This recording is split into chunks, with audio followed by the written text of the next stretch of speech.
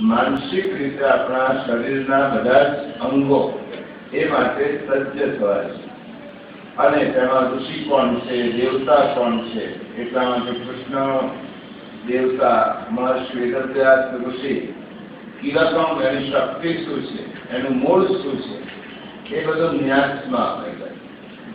પહેલા આપણે આત્મા નાશ કર્યા, કારણ કે આત્મા कराग्रे वसते लक्ष्मी करमुगे सरस्वती कर्मध्येत गोविंद प्रभाते कर दर्शन. अपना हाथमा एक शक्ति है तेने पवित्र करे. पछी हृदयादी न्यास करे. 5 अंगों ने अपने पवित्र कर्या. पछी अपने जे श्लोक बोल्या पार्थाय प्रतिबोधिता की शरू करीने बधानो अर्थ આપણે क्रमशः समजीशुं. અને મુખમ કરોતિ વાચાલમ સુધી श्रीमद भगवद गीता ना ध्यान कर्यो. त्यार पछी व्यासजीने नमस्कार कर्या. કૃષ્ણ ભગવાનને નમસ્કાર કર્યા અને મુકામ કરોથી ભગવાનને આપણે પ્રાર્થના આટલે સુધી થયા પછી હવે આજના દિવસે આપણે ગીતા મહાત્મ્યના શ્લોકો જ બોલીશું અને પછી આગળની વાત કરીશું.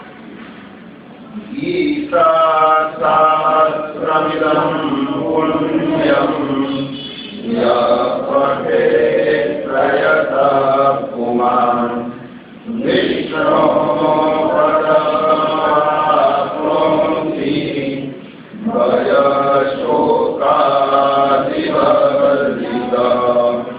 ગીતાધ્યયનશીલસ્ય પ્રાણાયામપરસ્ય ચ નૈવસન્તિ પાપાનિ પૂર્વજન્મકૃતાનિ ચ મલનિર્મોચનં પુંસાં જલસ્નાનં દિને દિને સત્કૃતગીતામૃતસ્નાનં સંસારમરનાશનં.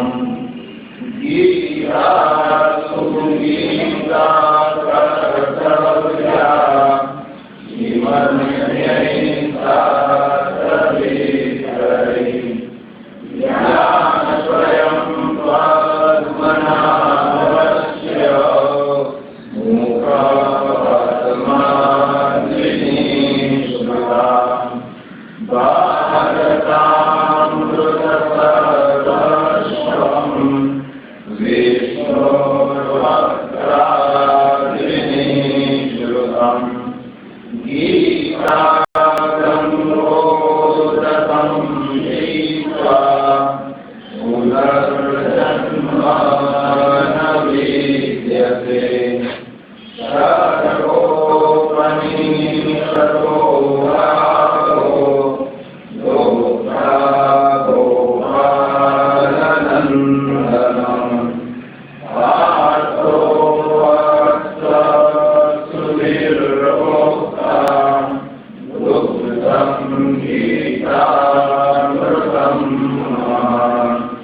एकं शास्त्रं देवकीपुत्रगीता मे को देवो देवकीपुत्र एव.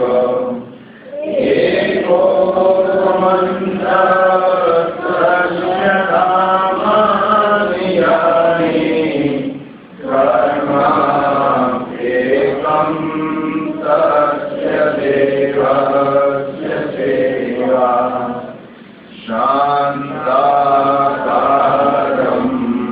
भुजगशयनं पद्मनाभं सुरेशं विश्वाकारं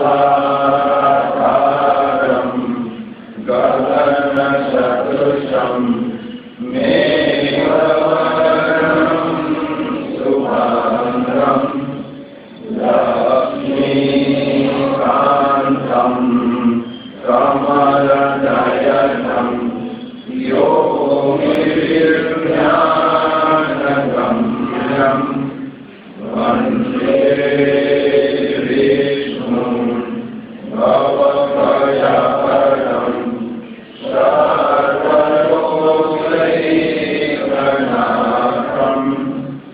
यं ब्रह्मा वरुणेन्द्ररुद्रमरुता सुन्वन्ति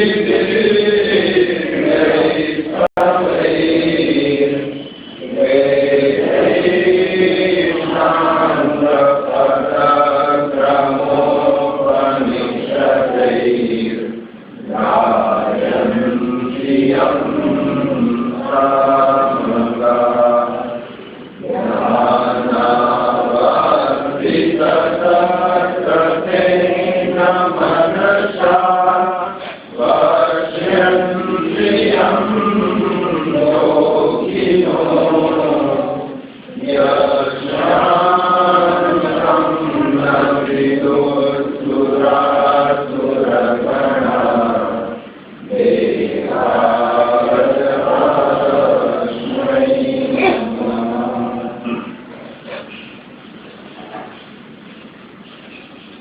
योऽन्तःप्रविश्य मम वाच्यमिमं प्रचोक्ताम् सञ्जीवयत्यखिलशक्तिधरश्वधाम्ना अन्यांश्च हस्तचरणश्रवणत्वगादीन् प्राणान्नमो भगवते पुरुषाय तुभ्यम् ये यस्सदा परिभवग्नमभीष्टदोहम् तीर्थास्पदं शिवविरञ्चिनुतं शरण्यम् दृश्यार्तिहन्तपालभवाप्तिपोतम् वन्दे महापुरुषते चरणारविन्दम्। ॐ पूर्णमदः पूर्णमिदं पूर्णात् पूर्णमुदच्यते पूर्णस्य पूर्णमादाय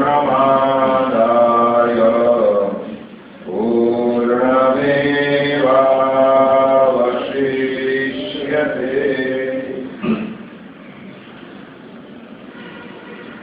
આજના મંગલ દિવસથી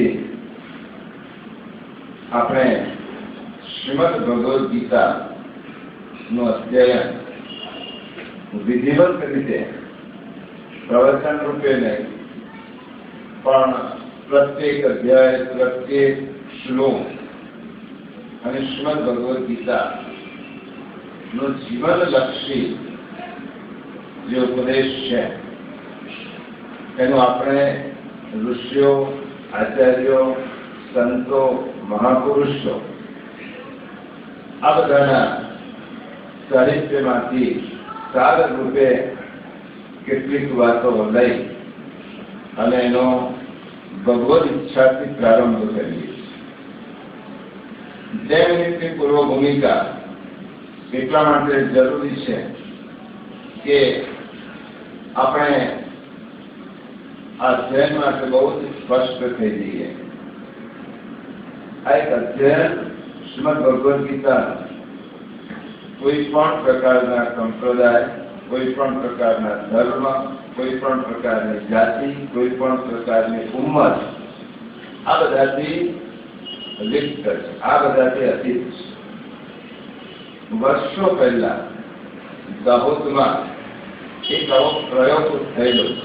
આપણે નવ નથી કરતા, આપણે પૂર્વજોના પગલે ચાલીએ. વર્ષો પહેલા આ જ પરિસર એટલે ઉપર સંત આશ્રમ સત્સંગ મંડળ લગભગ 70 પહેલા દિલીપભાઈને કદાચ ખબર હશે એ વખતે અભ્યાસુ લોકોએ આ સત્સંગ ગીતા સત્સંગ શરૂ કર્યો. એનું નિમિત્ત બન્યા મોરબી નટોલકા અને પછી આસપાસના તમામ અભ્યાસુ વ્યક્તિઓ નિત્ય 9 થી 10 દરમિયાન એ બેસી અને એનું અધ્યયન કરતા હતા. હું પણ એનો સાક્ષી છું. 18મા અધ્યાયના 54મા શ્લોક સુધી આ યાત્રા ચાલી. પછી અશક્તિ હોવાને કારણે બધાને ચડવાનું તકલીફ થઈ એટલે એમની હાજરીમાં આ સત્સંગને વિરામ આપવામાં. પછી આ સત્સંગ જુદા રૂપે જ્ઞાનજી હોલ પર, પાંચજન્ય હોલ પર વર્ષો સુધી શ્રીમદ ભગવદ ગીતાનો સ્વાધ્યાય ચાલ્યો. પહેરેલા કોઈ પ્રવૃત્તિ ન ચાલે એટલા માટે આપણે તે સત્સંગને ત્યાં સ્વાધ્યાય ચાલતો હોવાથી આપણે આ પ્રવૃત્તિને આગળ ન લઈ ગયા. ત્યાર પછી આ 5 વર્ષથી શ્રીમદ ભગવદ ગીતાની શોભાયાત્રા અને બધું મુરબ્બી ગોપાલભાઈ ધાનકા અને એમના પરિવાર, શૈક્ષણિક પરિવાર દ્વારા શરૂ થયું ત્યારે મેં જ સૂચન કર્યું બધા વડીલોના કહેવાથી કે વર્ષમાં એક વખત ગીતાની શોભાયાત્રા નીકળે અને આપણે જુલુસ કાઢીએ, બરોબર છે, પરંતુ આનાથી આપણે જીવન પ્રેરક વિચારો મળતા નથી. એટલા માટે શ્રીમદ ભગવદ ગીતાનું નિત્ય અધ્યયન થાય. એક જ જગ્યાએ બેસી, એક જ સ્થળે, એક જ સમયે થોડું પણ અધ્યયન કરીને પછી જ્યારે ગીતાની શોભાયાત્રા કાઢીએ તો એ અસરકારક.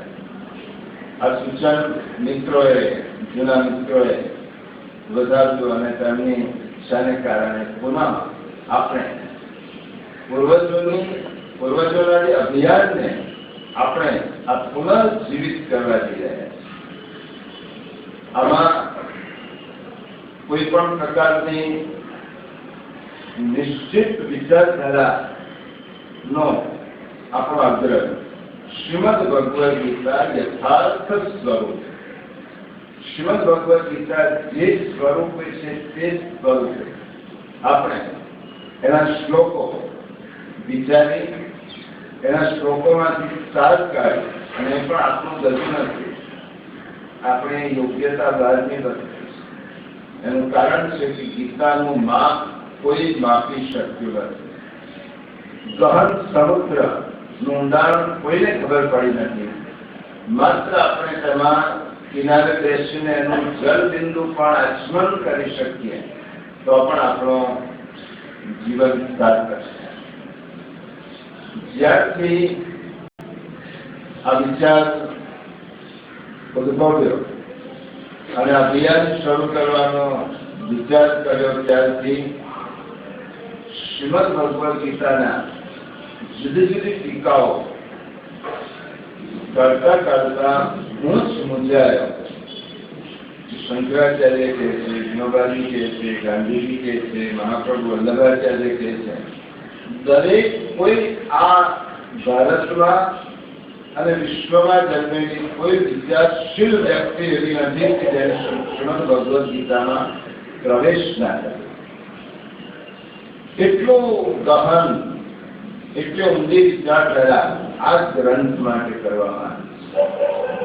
અને એ ગ્રંથનો આજની પહેલી બેઠકમાં આપણે મહાત્મ્ય સમજીએ. મહાત્મ્ય સમજતા કદાચ 1-2 બેઠકો પણ જશે, કારણ કે ભક્તિની વ્યાખ્યા મહાપ્રભુજી એવી કરી કે મહાત્મા જ્ઞાનપૂર્વક સુદૃઢ સર્વતો દિક્ સ્નેહ ઇતિ ભક્તિ ઉચ્યતે. ભક્તિ નો પ્રારંભ કેવી રીતે થાય? તો સૌથી પહેલા આચાર્ય ચરણે કહ્યું મહાત્મ્ય જ્ઞાનપૂર્વક. કોઈ પણ ગ્રંથ હોય તેનું મહત્વ શું છે, તેનું મહાત્મ્ય શું છે, એ આપણે સમજવાનો પહેલો પ્રયત્ન કરવો જોઈએ. અને એ મહાત્મ્ય જ્ઞાનપૂર્વક સુદૃઢ અને સર્વતોધિક સ્નેહ, બધા કરતા અધિક સ્નેહ એના ઉપર થાય, એનું નામ ભક્તિ. શ્રીમદ ભગવદ ગીતા સામે ઘણા બધા શાસ્ત્રો છે. તો શ્રીમદ ભગવદ ગીતા એક તો ભૌતિક દ્રષ્ટિએ આપણે એનો ગુટકો હાથમાં લઈ અને પારાયણ કરી શકીએ કે તમામ વિશ્વના ધર્મ ગ્રંથોમાં સૌથી નાનામાં નાનો અને લઘુ ગ્રંથ હોય તો તે શ્રીમદ ભગવદ ગીતા. 700 શ્લોક. એટલા માટે કોઈ પણ વ્યક્તિ હવે તો એક બેઠકે બેસી, આપણે મહાભારતનું એક સાથે પારાયણ એક બેઠક બેસીને કરી શકતા નથી, રામાયણનું કરી શકતા નથી, વેદનું કરી શકતા નથી, ઉપનિષદોનું પારાયણ એક જ બેઠકે બેસીને કરી શકતા નથી. પણ શ્રીમદ ભગવદ ગીતા એવો ગ્રંથ છે કે એક જ બેઠક ઉપર આપણે દરિયે તેનું પારાયણ થઈશું. આ પહેલું કારણ. બીજું કારણ, સર્વોપનિષદો ગાવો લોભા ગોપાલ નંદ. આ શ્રીમદ ભગવદ ગીતામાં વેદ, ઉપનિષદ, સર્પદર્શન આ બધાનો સાર છે. અને એ સાર કાઢવાવાળા કોણ છે? એ સાર કાઢવાવાળા વાસુદેવ શ્રી કૃષ્ણ. અને એમનાનો એને ગીતામાં જ ભગવાને કહ્યું, છંદો વેદ બ્રહ્મસૂત્ર અવશ્ય છંદો વેદ વિવિધય પૃથક. આવું મારી વાત કરતો જ નથી. બ્રહ્મસૂત્ર, ઉપનિષદ વગેરેમાંથી હું જે યોગ્ય હોય એ તને કહું છું. એટલા માટે સાર રૂપે જયારે ભગવાને આપણને આખું આપી દીધું છે, એક ગ્રંથ રોહન કરીને આપ્યો છે, તો એ ગ્રંથને જ સમજીએ તો આપણે લગભગ બધા ગ્રંથોનો સાર સમજી શકાય. શ્રીમદ ભગવદ ગીતા માટે એમ કહેવાય કે સાક્ષાત ભગવાનની વાણી. હું આ જયારે કહું છું ત્યારે દરેક વસ્તુનું પ્રમાણ ગીતાના માધ્યમથી જ આપણે સમજીશું. એવું કહેવાય, કદાચ આપણે બધાને ખબર હોય, સાક્ષાત ભગવત વાણી, સાક્ષાત ભગવાન, એવું કેવી રીતે કહેવાય? કૃષ્ણ ભગવાનના સમયમાં પણ તેમને ભગવાન માનનારા લોકો નહોતા. દુર્યોધન ઇત્યાદિ ક્યાં ભગવાનનું માન? કૃષ્ણ ભગવાન સ્વયં સદે હાજર છે. શા માટે? તમને એક જ ઉદાહરણ આપું. 18 અવક્ષીની સેનામાંથી 11 અવક્ષીની સેના કૌરવ પક્ષમાં અને 7 અવક્ષીની સેના પાંડવ પક્ષમાં. જે પક્ષમાં સ્વયં પરમાત્મા હતા, એટલે સ્વયં પરમાત્મા જે પક્ષમાં હતા તેનું સૈન્ય ઓછું હતું. તો સાક્ષાત ભગવાન એમ કયા પ્રમાણથી કહેવાય? તો તેના શ્રીમદ ભગવદ ગીતામાં ભગવાને સ્વયં પોતાના શ્રીમુખથી અર્જુનને પણ પહેલા પ્રશ્ન છે કે મારા રથનો સાથી અનંત કોટી બ્રહ્માંડનો નાયક ભગવાન છે, અર્જુનને પણ ખબર નહોતી. નહીં તો એની વાત જ ના કરી શકતો. કેવો મોટો હતો, મારી સાથે નાનો થયો. અર્જુન ધ્રુજી જતો કે હું કોની કઈ શક્તિ સાથે વાત કરું છું. અર્જુનને એમ જ લાગતો હતો કે આ કૃષ્ણ મારા સુહૃદ છે, મિત્ર છે, મારા બંધુ છે, અને હમણાં યુદ્ધની ભૂમિકામાં મારા સાથી છે. પછી જયારે એને બધું પોતાની શંકા યુદ્ધ નહીં કરો એ રજૂ કર્યું અને પછી ભગવાને કહેવા માંડ્યું, ત્યારે ભગવાન વચ્ચે કહે છે કે અર્જુનને 11મા અધ્યાયમાં ખબર પડી છે. એ ભગવાન કહે છે કે કપિલ ભરતા પ્રભુ સાક્ષી નિવાસ શરણમ સુર પ્રભવ પ્રલય સ્થાનમ નિધાનમ બીજમપ્ય. હે અર્જુન, આની ગતિ છું, આ સંસારની ગતિ છું, વર્તા છું, પ્રભુ છું, સાક્ષી છું, પિતા સમસ્ત જગતો, માતા ધાતા પિતા, વિદ્યમ પવિત્રમ ઓંકાર વૃક્ષામ ગજુરે. સ્વયં ભગવાને અફિડેવિટ કર્યું છે કે વૃક્ષામ પિતા સમસ્ત જગતો, હું આ જગતનો પિતા છું. માતા ધાતા પિતા, વિદ્યમ પવિત્રમ, હું પવિત્ર છું. ઓંકાર, ઓંકાર એ મારું સ્વરૂપ છે. વૃક્ષામ ગજુરે. 3 વેદ એ જે બ્રહ્મનું વર્ણન કરે છે, આનાથી વધારે ખુલાસો કયો હોઈ શકે? 3 વેદ જે બ્રહ્મનું વર્ણન કરે છે તે બ્રહ્મ જ હું છું. વાસુદેવ સર્વમિતિ. હે અર્જુન, રામાયણ સર્વભૂતાન, આ સમગ્ર યંત્રને, આ સૃષ્ટિને યંત્રની જેમ ચલાવનાર હું છું અને તારા હૃદયમાં રહેલો હું છું. તને શક્તિ આપું છું, જગતને શક્તિ આપું છું. ત્યાં સુધી કહ્યું યદા આદિત્ય ગતમ તેજો જગત ભાસયતે કિલમ યત ચંદ્રમસી યત ચાગ્નૌ તત તેજો વિદ્ધિમાન. યદા આદિત્ય, ચંદ્ર, અગ્નિ, આ બધાનું તેજ એ મારું તેજ. આ કઈ વ્યક્તિ કહી શકે? આ ભૂમિકા કઈ હશે? એટલા માટે શ્રી કૃષ્ણ ભગવાન આમ તો વસુદેવ અને દેવકીના પુત્ર, લૌકિક રીતે પાલન કરનાર નંદ બાબા અને યશોદાજી, પણ દરેકના જીવનમાં એક તબક્કો એવો હોય કે જ્યારે બધાથી ઉપર એ ટોચ પર હોય. અને શ્રીમદ ભગવદ ગીતા કહેતી વખતે શ્રી કૃષ્ણ ભગવાને એમના જીવનની ટોચ પર ઉભા રહીને શ્રીમદ ભગવદ ગીતાનો સંદેશ કર્યો. આ સંદેશ શાશ્વત સંદેશ. એટલા માટે જુદા જુદા જે મહાપુરુષો છે, ચિંતકો છે, કે જેને આપણે સન્માનનીય ગણીએ છીએ, અને એ સન્માનનીય વ્યક્તિઓએ શ્રીમદ ભગવદ ગીતાનો અનુભવ એમના જીવનમાં કર્યો છે, એ પણ આજે આપણે મહાત્મા દ્વારા સમજવાનું છે. એટલે શ્રીમદ ભગવદ ગીતા એ સાક્ષાત પરમાત્માની દિવ્ય વાણી છે. એ વાણી નો વર્ણન કરવા માટે શેષ, મહેશ, ગણેશ, નગેશ, સુરેશ આ બધા જ અધિપતિઓ પણ સમર્થ નથી.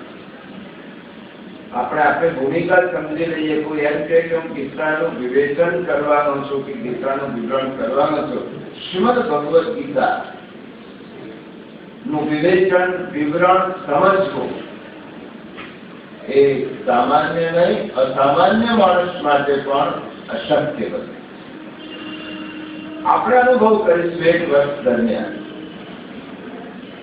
એક વર્ષ દરમિયાન આપણે ગીતાનો અભ્યાસ કર્યા પછી પણ એમ જ લાગશે કે હજી કંઈક નવું, હજી કંઈક વધારે, હજી કંઈક અતિરિક્ત આમાંથી મળ્યું છે.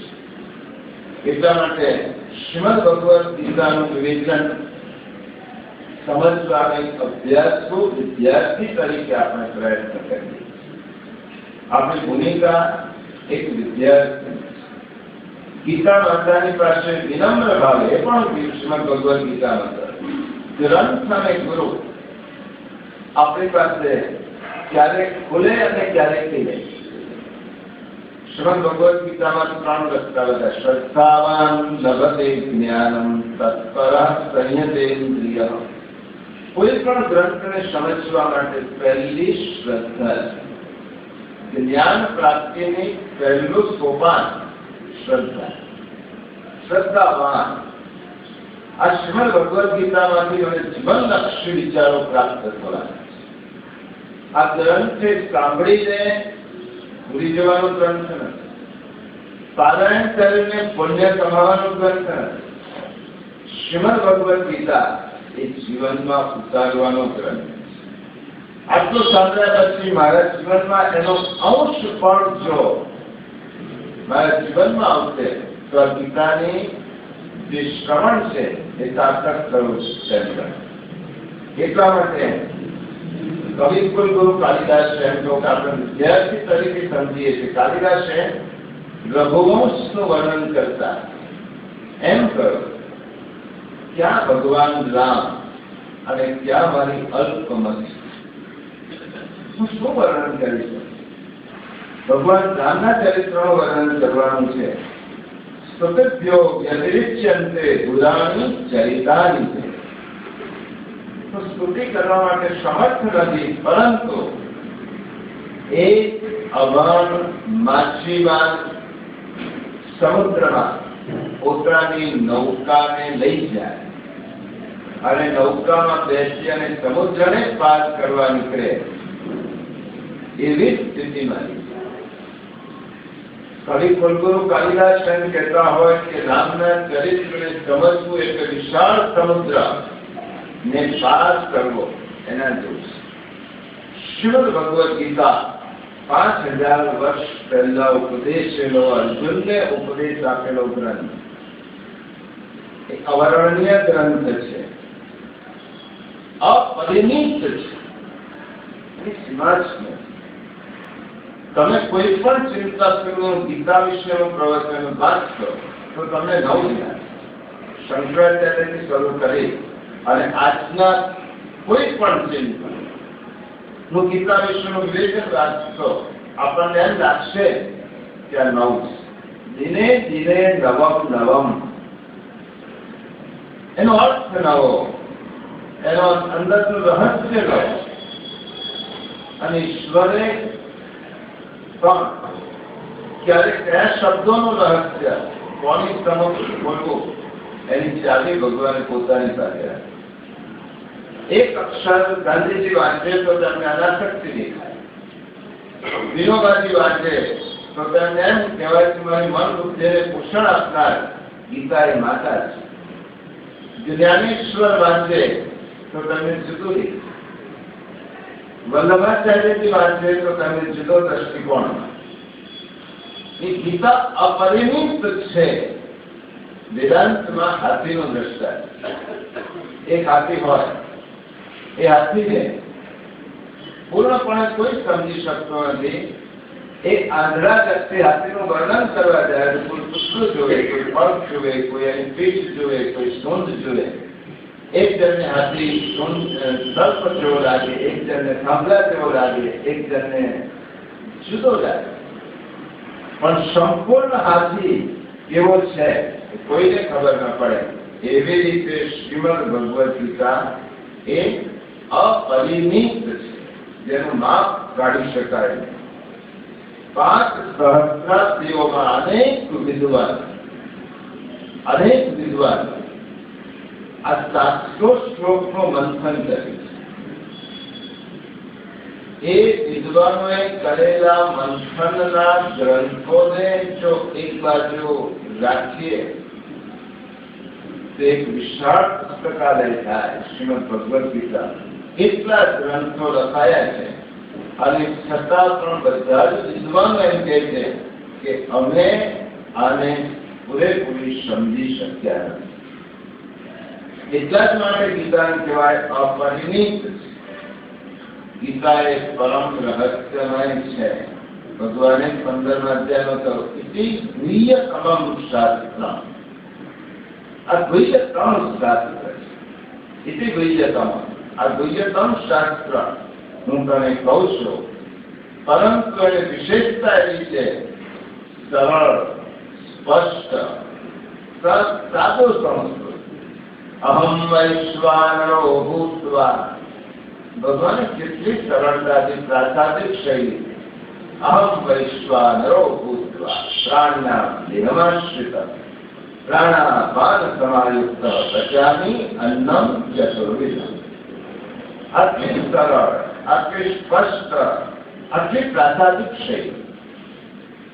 ભગવાને એમના લેવલ કરતા કેટલા નીચે ઉતર્યા. અનંત કોટી બ્રહ્માંડનો અધિપતિ જયારે અર્જુનને ગીતા જ્ઞાન કહેતા હશે ત્યારે ભગવાનની કક્ષા આપણા કક્ષાને અનુરૂપ કહી હતી. આ માણસો કેવી રીતે સમજી શકે? એમને વેદનો વ્યાકરણ ના લીધું ભગવાન, બ્રહ્મસૂત્રની કઠિનાઈ ના લીધું, ઉપનિષદોની ભાષાને સરળ કરી અને ભગવાને આપણા માટે સરળ શબ્દોમાં આ ગીતા વાળની વાત કરી. એટલા માટે ગીતા એ પરમ રહસ્ય ગ્રંથ હોવા છતાં પણ સરળ છે, પ્રાસાદિક છે. એની શૈલી એવી છે કે આપણે વાંચીએ અને સાધારણ સંસ્કૃત કોઈને આવડતું હોય, બહુ અભ્યાસની જરૂર નથી. સંસ્કૃતનું ક્રિયાપદ, કર્મ અને કર્તાનો પણ જેને ખ્યાલ હોય એ વ્યક્તિ ગીતાનો શ્લોક વાંચે અને તેને ખબર પડશે. ધર્મ ક્ષેત્રે, કુરુક્ષેત્રે, આ સરળ વસ્તુ કેટલો સરળ.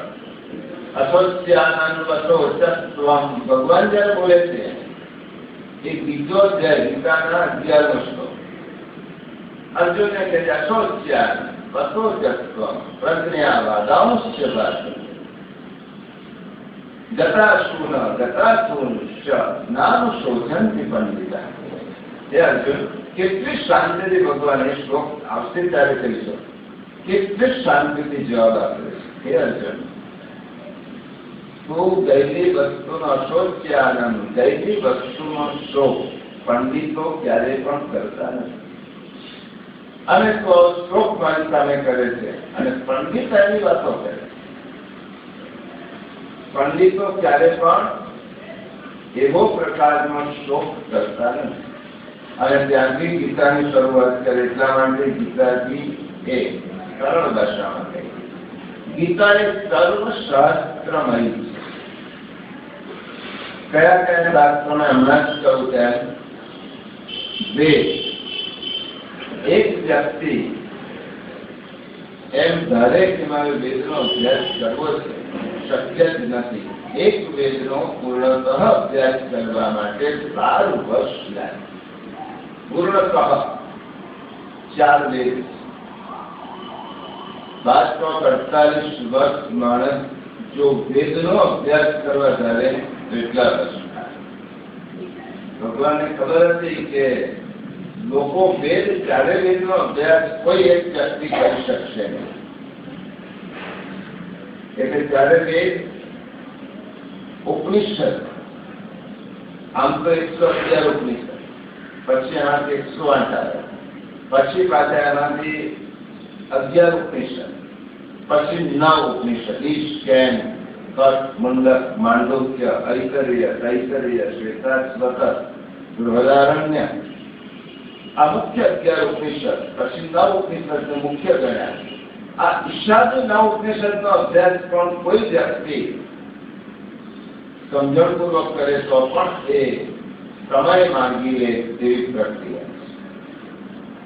હજી તો વેદની વાત થઈ. બ્રાહ્મણો ગ્રંથ, આરણ્યક ગ્રંથ, ઉપનિષદ ગ્રંથ, બ્રહ્મસૂત્ર, મહર્ષિ વેદવ્યાસ. આ બ્રહ્મસૂત્ર પર સૂત્રાત્મક રીતે કોઈ સમજવા પ્રયત્ન કરે તે પણ તેના માટે કઠિન છે. ત્યાર પછી શબ્દ દર્શન આવ્યા. શબ્દ દર્શન આપણે અભ્યાસની દ્રષ્ટિએ બેઠા છે એટલા માટે કહું. શબ્દ દર્શન એટલે 6 ફિલોસોફી ઓફ ઇન્ડિયા. ભારતના 6 દર્શન શાસ્ત્ર, એને 6 ફિલોસોફી કહેવાય. 6 પ્રકારની. એ 6 ફિલોસોફી એટલે કઈ? સાંખ્ય, યોગ, ન્યાય, વૈશેષિક, ઉત્તર મીમાંસા અને પૂર્વ મીમાંસા. આ નામ પણ આપણે સમજી લીધું. સાંખ્ય એના રચના, એના રચયિતા કપિલ ભગવાન, કપિલ મુનિ. સાંખ્યનો ઉલ્લેખ ગીતામાં આવશે. સાંખ્ય શાસ્ત્રની રચના કપિલ મુનિએ કરી. વિદેશમાં ભારતના તત્વજ્ઞાનને 6 ફિલોસોફી ઓફ ઇન્ડિયા કહે. આ 6 દર્શન એને સંસ્કૃતમાં શત દર્શન અને નરસિંહ મહેતાએ એનો અપભ્રંશ કરીને ખત દર્શન એમ કહ્યું. આ 6 દર્શનમાં સાહિત્ય કપિલ મુનિ, યોગ પતંજલિ. પતંજલિ યોગશાસ્ત્રની રચના. ત્યાર પછી ન્યાય દર્શન ગૌતમ ઋષિએ તેની રચના. ન્યાય દર્શન ગૌતમ બુદ્ધ ને ગૌતમ ઋષિ. ન્યાય દર્શન. વૈશેષિક દર્શન કણાદ મુનિ, પાશ્ચાત પૂર્વાત્ય ઋષિ કે જેને ફિઝિક્સનો, પદાર્થ વિજ્ઞાન નો અભ્યાસ કર્યો એ કણાદ વૈશેષિક. પૂર્વ મીમાંસા જૈમિની ઋષિ અને ઉત્તર મીમાંસા મહર્ષિ વેદવ્યાસ ઋષિ. આને કહેવાય શત દર્શન. આ શત દર્શનનો લેખ દરેક અધ્યાયમાં ગીતામાં સાર રૂપે કર્યો છે. બીજા અધ્યાયમાં આવશે. અર્જુન ભગવાનને પૂછશે કે ભગવાન, એક બાજુ તમે સાંખ્યની વાત કરો છો અને બીજી બાજુ કર્મની વાત કરો છો, તો બંનેમાં મારે શું કરવું જોઈએ? એ ગીતામાં બીજા અધ્યાયમાં. ત્યાર પછી સમગ્ર મહાભારત એ ગીતામાં ભણી લીધું છે. મહાપ્રભુજીએ એમ કહ્યું કે ભાગવતનો અભ્યાસ બધા માટે શક્ય નથી. શ્રીમદ ભગવદ ગીતા સૂત્રાત્મક છે અને શ્રીમદ ભાગવત એનું ભાષ્ય. આખું ભાગવત ગીતાનો જ ભાષ્ય છે. 18 અધ્યાયના શ્લોકોને 18,000 શ્લોકોમાં એના ભાષ્ય રૂપે સમજાય. એટલા માટે ગીતાજી સૂત્રાત્મક છે અને ભાગવત તેનું વિવેચન છે, ભાષ્ય. એટલા માટે આખું ભાગવત પણ આવી જાય. ગીતાજી વેદ કરતા પણ કેમ વિશેષ છે? કારણ કે વેદની ઉત્પત્તિ ક્યાંથી થઈ? વેદની ઉત્પત્તિ થઈ બ્રહ્માના 4 મુખ. બ્રહ્માના ચતુર્મુખ છે, ચતુર્વદન બ્રહ્મા. એ બ્રહ્માના ચતુર્મુખ દ્વારા વેદ પ્રગટ્યા. માટે બ્રહ્માના એક આત્મા વેદ છે. હવે બ્રહ્માની ઉત્પત્તિ ક્યાંથી થઈ? તો બ્રહ્માની ઉત્પત્તિ થઈ ભગવાનના નાભી કમળમાં. ભાગવતના એનો આખો અને જુદા જુદા વિષ્ણુ પુરાણ વગેરે પુરાણોમાં બ્રહ્માની ઉત્પત્તિની કથા છે કે બ્રહ્માની ઉત્પત્તિ ભગવાનના નાભી કમળમાંથી થઈ. એકોહમ. આ સૃષ્ટિ જ્યારે રચાઈ તે પહેલા એકોહમ, એક તત્વ. આમ પણ સૃષ્ટિમાં એક જ તત્વ છે. એક જ તત્વ એકોહમ. હું એક છું. બહુત્યામ. મને અનેક થવું છે. અને કેવી રીતે? સડક તો એક લાકડું હોય ને એને કોઈ ખામદારની સાથે અથડાવીએ તો કરોડો કણખાઓ તેમાંથી ઉભા થાય.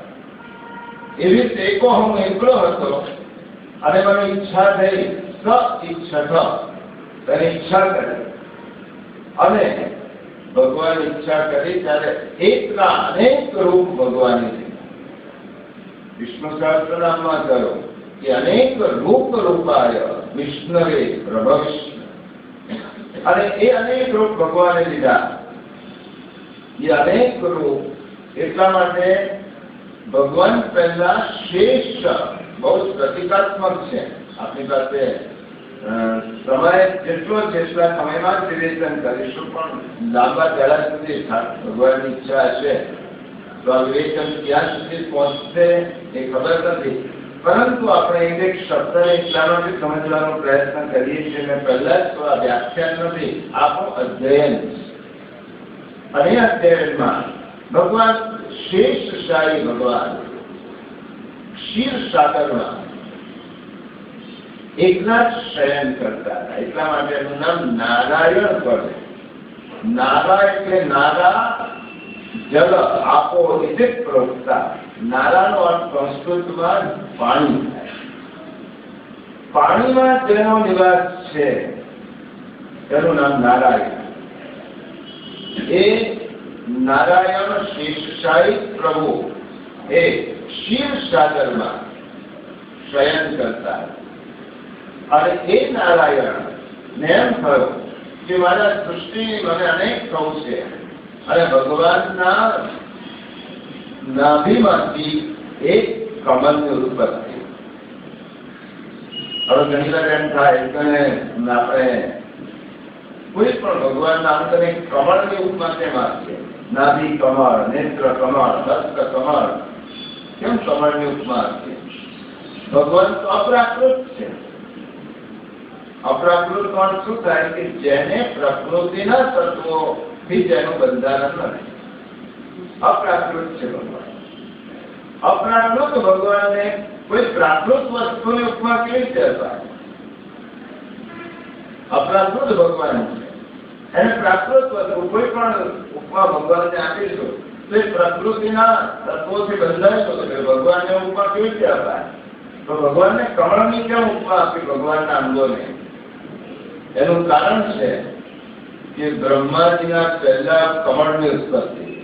કમળ અપ્રાકૃત બ્રહ્માજીની ઉત્પત્તિ પહેલા કમળની ઉત્પત્તિ, નાભી કમળમાંથી કમળ ઉત્પન્ન થયું. એટલે ભગવાનના શ્રીઅંગોને નાભી કમળ, નેત્ર કમળ, હસ્ત કમળ, વદન કમળ કેમ ઉપમા અપાય? ભગવાનને અપ્રાકૃત તત્વને અપ્રાકૃતની જ ઉપમા અપાય. અને એ કમળની ડાળીમાં બ્રહ્માજીની ઉત્પત્તિ થઈ.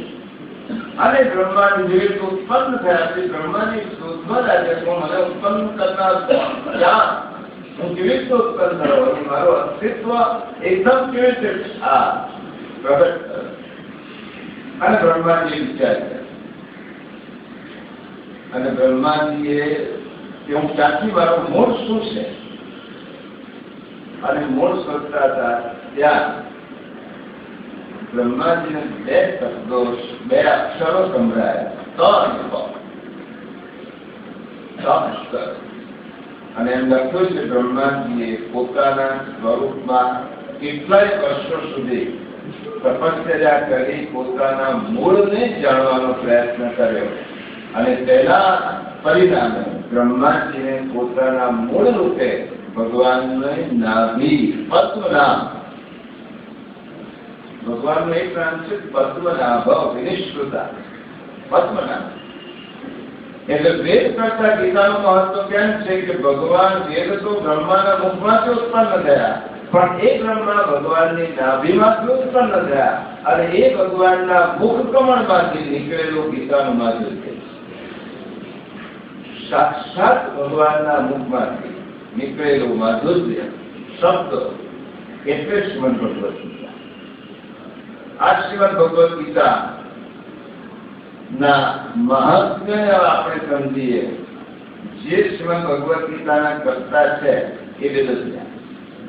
બધી શંકાઓ ધીમે ધીમે આપણે આચાર્યોના, મહાપુરુષોના, સંતોના દ્રષ્ટાંતોથી નિર્મૂલ થશે. એ વેદવ્યાસ એમ કહ્યું કે ગીતા કર્તવ્યા કિમન્યે શાસ્ત્રવિષ્ઠરે યાત્વયમ પદ્મનાભસ્ય મુખ પદ્માત વિનિશ્રુતા.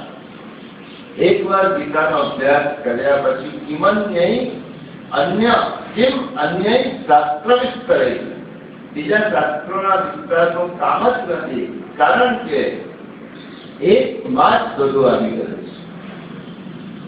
છે, એકમાં જ તમામ શાસ્ત્રો આવી ગયા. એટલા માટે વેદવ્યાસે સ્પષ્ટ લખ્યું કે આ ગ્રંથ લખ્યા પછી હું એમ કહું છું કે આનો અભ્યાસ કરશો તો બધાનો અભ્યાસ આવી જશે.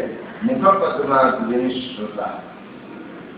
વરાહ પુરાણ, આપણા 18 પુરાણ છે, અને વરાહ પુરાણ, એ વરાહ પુરાણમાં 18 પુરાણ, 18 ઉપપુરાણ, જેમ જેમ આપણે સમય જશે એમ આનો વિસ્તાર કરીશું. કોઈક વાર આપણે 18 પુરાણોની યાદી રાખીશું, કોઈક વાર 18 ઉપપુરાણોની યાદી રાખીશું, કોઈક વાર શ્રદ્ધ દર્શનની યાદી રાખીશું, તો આપણને ખબર પડે કે આપણો વારસો શું છે. એમાં વરાહ પુરાણમાં કહ્યું ભગવાને કે ગીતા સ્વયં તિષ્ઠા, ગીતાના આશ્રયથી ઉભેલો છે. ગીતાને ચોત્તમમ ગૃહમ, શ્રીમદ ભગવદ ગીતા એ મારો ઉત્તમ નિવાસ. ગીતા જ્ઞાન ઉપાશ્રિત્ય, હું ગીતા જ્ઞાનનો આશ્રય કરીને રહું છું. ત્રિલોકાન પાલયામ્યહમ, અને આ ત્રણેય લોકોનું પાલન હું ગીતા જ્ઞાનના આશ્રયથી કરું છું. શ્રીમદ ભગવદ ગીતા કયા પછી સ્વયં ભગવાન બીજી વાર એ ગ્રંથ બોલી શક્યા નથી. અર્જુન એક વાર નવરાત્રી પડવા ગયો, બધું યુદ્ધ થઈ ગયું, બધું શાંતિથી બેઠા હતા, અને ગીતા જ્ઞાન કહે વર્ષો થઈ ગયા હતા. અર્જુને કહ્યું કે ભગવાન, એક વાર મારી ઈચ્છા છે કે ગીતા જ્ઞાન આપના મુખમાંથી સાંભળો. કૃષ્ણ ભગવાન તો અર્જુન, એક સમય જુદો હતો, એક વાતાવરણ જુદો હતો, મારા મુખમાંથી નીકળ્યું મને જ ખબર નથી કે આ કેવી રીતે સમસ્ત જ્ઞાનનો દસમસ્ત પ્રવાહ. આપણે પણ ક્યારેક એવું બોલાઈ જાય, ક્યારેક એવું લખાઈ જાય, પછી આપણને લખાયું કેવી રીતે? ભગવાન જે વાતાવરણ જુદું હતું, એ વસ્તુ જુદી હતી. હવે ગીતા જ્ઞાન વિશ્વાસ શક્ય જ નથી. ઉદ્ધવજીને ભગવાને ગીતા ભાગવતમાં કહી છે, પણ શ્રીમદ ભગવદ ગીતા રૂપે વિભૂતિઓ, 10મા સ્કંદની જે વિભૂતિ છે એ ભાગવતમાં. એટલા માટે ગીતાના આશ્રય હું રહું છું એમ ભગવાન કે. એટલે આચાર્યનું મહત્વ સમજી લઈએ, પછી આગળની વાત કરીશું. શ્રીમદ આદિ શંકરાચાર્ય, આદિ શંકરાચાર્યનો થોડોક પરિચય આપો. આદિ શંકરાચાર્યને આ પૃથ્વી ઉપર 32 વર્ષ જીવ્યા. 32 વર્ષના આયુષ્યમાં 16 વર્ષે એમને બ્રહ્મસૂત્ર, શ્રીમદ ભગવદ ગીતા, વેદ અને ઉપનિષદ એના ઉપર ભાષ્ય પોતાનો સ્વતંત્ર અભિપ્રાય મત. શ્રીમદ ભગવદ બ્રહ્મસૂત્રના રચયિતા વેદવ્યાસ. એ બ્રહ્મસૂત્ર સાઈડમાં વાત કરી દો. આપણે ત્યાં પ્રસ્થાનત્રય ગણવામાં. પ્રસ્થાનત્રય આપણે શબ્દ વારંવાર સાંભળ. પ્રસ્થાન ત્રય, 3 વસ્તુ ઉપર પોતાનો મત વ્યક્ત કરવો, 3 ગ્રંથો. એમાં એક બ્રહ્મસૂત્ર, ત્યાર પછી આવે વેદ અને ઉપનિષદ, અને ત્રીજું આવે શ્રીમદ ભગવદ ગીતા. આ 3 ગ્રંથો ભારતીય વૈદિક વિચારધારામાં પ્રસ્થાનત્રય કહેવાય. આ પ્રસ્થાનત્રય ઉપર જે વ્યક્તિ પોતાનો સ્વતંત્ર ભાષ્ય લખે, ભાષ્ય ક્યારે લખાય? જયારે સંપૂર્ણ અભ્યાસ કરી પછી એના ઉપર આપણે લખી શકીએ. જયારે સંપૂર્ણ અભ્યાસ કર્યો ના કેવી રીતે લખે? આ ત્રણેયનો સંપૂર્ણ અભ્યાસ કર્યા પછી એના ઉપર પોતાની સ્વતંત્ર ટીકા, એનું નામ આપણા વાંગમયમાં, આપણા વિચારધારામાં આચાર્ય કહેવાય. એ આચાર્યમાં આ પ્રસ્થાનત્રય ઉપર આપણે ભારતમાં 5 આચાર્યો થયા.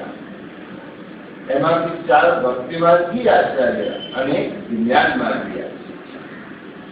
શ્રીમદ આદિ શંકરાચાર્ય, પછી તો આપણે કોઈને પણ શંકરાચાર્ય કેમ કે એમની પીઠ ઉપર બેસે એટલે આપણે શંકરાચાર્ય કે જે રીતે વડાપ્રધાનની ખુરશી ઉપર બેસે એને આપણે વડાપ્રધાન કહીએ. એવી રીતે શ્રીમદ આદિ શંકરાચાર્ય એટલે કેરળના કાલટી ગામમાં જન્મેલા નામુદ્રિત બ્રાહ્મણ. એ આદિ શંકરાચાર્ય 8 વર્ષની વયે પોતાની માતાની આજ્ઞા લઈ અને સંન્યાસ લીધો. એ આચાર્ય, એ શંકરાચાર્ય આ ત્રણેય ઉપર પોતાનું ભાષ્ય લખ્યું. મહાપ્રભુજી રામાનુજાચાર્ય, નિમ્બાસ આચાર્ય અને મધ્વાચાર્ય. એમાં મહાપ્રભુ રામાનુજ, નિમ્બાસ અને મધ્વાચાર્ય આ 4 ભક્તિમાર્ગી આચાર્ય, અને શ્રીમદ આદિ શંકરાચાર્ય જ્ઞાનના જ્ઞાન. મહાપ્રભુજીએ 3 પ્રમાણભૂત ગ્રંથમાં એકનો ઉમેરો કર્યો. વેદાહ શ્રી કૃષ્ણ વાક્યાની વ્યાસસૂત્રાણિ ચૈવરી સમાધિર ભાષા વ્યાસસ્ય. મહાપ્રભુજીએ શ્રીમદ ભાગવતને સમાધિ ભાષા તરીકે 4 ગ્રંથને પ્રમાણ કર્યા અને એમને ભાષ્ય લખ્યું. આચાર્યની ટૂંકમાં વાત છે. એમાં શ્રીમદ આદિ શંકરાચાર્ય આજે ભાષ્ય લખ્યો. એમનું મહત્વ એક જ વાક્યમાં કહું. શ્રીમદ આદિ શંકરાચાર્ય 2 મિનિટમાં પૂરું કર્યું. શ્રીમદ આદિ શંકરાચાર્ય જયારે એમનું મહત્વ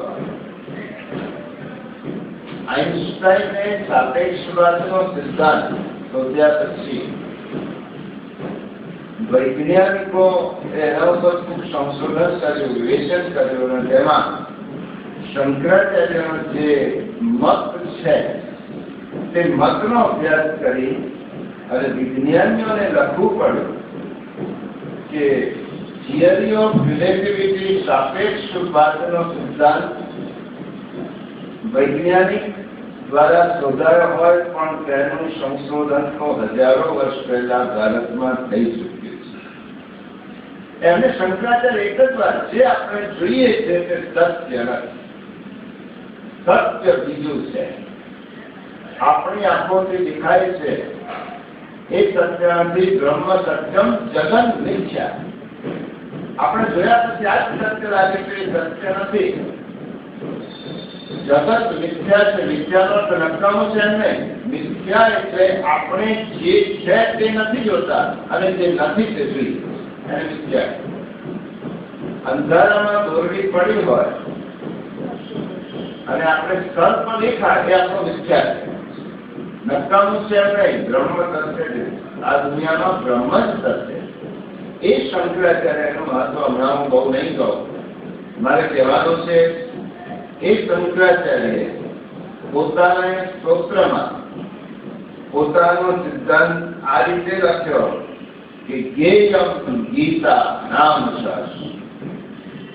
તમારે કઈ મેળવવું હોય તો ગીતાનું અધ્યયન કરો. જ્ઞેયમ ગીતા. અને એ શંકરાચાર્ય લખ્યો ભગવદ ગીતા કિંચિત ગીતા ગંગા જલલભ ગણિકા પીતા શત્રુતપી યસ્ય મુરારી સમંચા તસ્ય યમઃ કિમ કૃતે ચર્ચા. ભજ ગોવિંદમ ભજ ગોવિંદમ ભજ ગોવિંદમ મૂઢમતે પ્રાપ્તે સન્નિહિતે મરણે નહીં રક્ષતે યંત્રમ કરે. એ શંકરાચાર્ય જ્ઞાનનો હિમાલય કહી શકાય. શંકરાચાર્ય એ શંકરાચાર્ય પોતાની ઉત્તરાવસ્થા એટલે લગભગ 20 વર્ષ એમને ઉત્તરાવસ્થા એમને લખ્યો ભગવદ ગીતા કિંચિત ગીતા. શ્રીમદ ભગવદ ગીતાનો થોડો ઘણો પણ અભ્યાસ કરો. આ કરશો તો તમારી અને પછી ગંગા જલલભ ગણિકા પિતા સકૃત યસ્ય મુરારી સમજ્યા. એક ક્ષણ માટે પણ ભગવાનના સ્વરૂપમાં આપણું ધ્યાન રાખશે તો યમ રાજાથી ડરવાની જરૂર નથી. યમ તમારું નામ પણ લઈ શકે. આટલું સામર્થ્ય એ શંકરાચાર્યએ કહ્યું. બહુ સમય આ તો વિવેચનનો ગ્રંથ છે ને. આપણે કે આજે પૂરું કરવું નથી. આપણે શ્રીમદ ભગવદ ગીતાના મહાત્મ્યને પહેલા સમજીશું. ભારતીય વિચારકો, ભારતીય તત્વજ્ઞાનીઓ, દર્શન શાસ્ત્રીઓ શ્રીમદ ભગવદ ગીતા વિશે શું કહ્યું છે એ પહેલું છે. બીજા સેશન બીજા રવિવારે પાશ્ચાત્ય ચિંતકોએ શ્રીમદ ભગવદ ગીતા વિશે શું કહ્યું છે. એટલે ભારતીય વિચારકો, પાશ્ચાત્ય વિચારકો દ્વારા ગીતાનું મહત્વ આપણે આ શા માટે છે કે મેં પહેલા જ કહ્યું કોઈ વ્યક્તિનું નામ વોચ કરવું એટલે તેની પાછળ હજારો નહીં, લાખો નહીં, કરોડો અનુયાયીઓ છે. એવી વ્યક્તિ જયારે કોઈ ગ્રંથ વિશે એક પણ વાક્ય બોલે ત્યારે તે વાક્યને પ્રમાણભૂત કરે. અને તે મહાપુરુષોના, આચાર્યોના, ચિંતકોના, ફિલોસોફરે શ્રીમદ ભગવદ ગીતા વિશે શું કહ્યું છે તેનો વિચાર કર્યા પછી આપણે એક પદ્ધતિ આપણે આ રીતે રાખવાના છે. એ કર્યા પછી શ્રીમદ ભગવદ ગીતા નો એક શ્લોક લઈ જરૂર જણાશે ત્યાં શ્લોક નો અનુવાદ લઈને આગળ વધીશું. કારણ કે ગીતાને આપણે ક્રમશઃ સમજવું. હું એટલું જ ભક્તના લક્ષણોનું તદ્વચથી ગીતા શરૂ કરીએ પણ પ્રથમ અધ્યાયથી પહેલા શ્લોકથી એ શ્લોક આપણે બરાબર બોલીશું, સમજીશું. એનો અન્વય એ શુદ્ધ રીતે કેવી રીતે બોલાય તે બોલ્યા પછી તેનો સરળ અનુવાદ સમજી જરૂર જણાશે ત્યાં લેખન કરીશું અને પછી બીજા શ્લોક પર આગળ વધીશું. એવી રીતે એક મનમાં એક ધારણા છે. એ ધારણા પ્રમાણે આપણે આગળ વધાય તો ભગવાનની કૃપા સમજીશું. આ પહેલો રવિવાર હતો. પહેલા રવિવારે આમ તો ઓછું જ કહેવું જોઈએ પણ શ્રીમદ ભગવદ ગીતાનું મહાત્મ્ય તો વર્ણવી શકાય એમ નથી. એટલા માટે આપણે શરૂઆત કરી છે. હવે પછી આપણે આવતા રવિવારથી 9:30 શરૂ થશે. સ્તોત્રની આરતીની અને પારાયણની આપણે 10-15 મિનિટ સુધી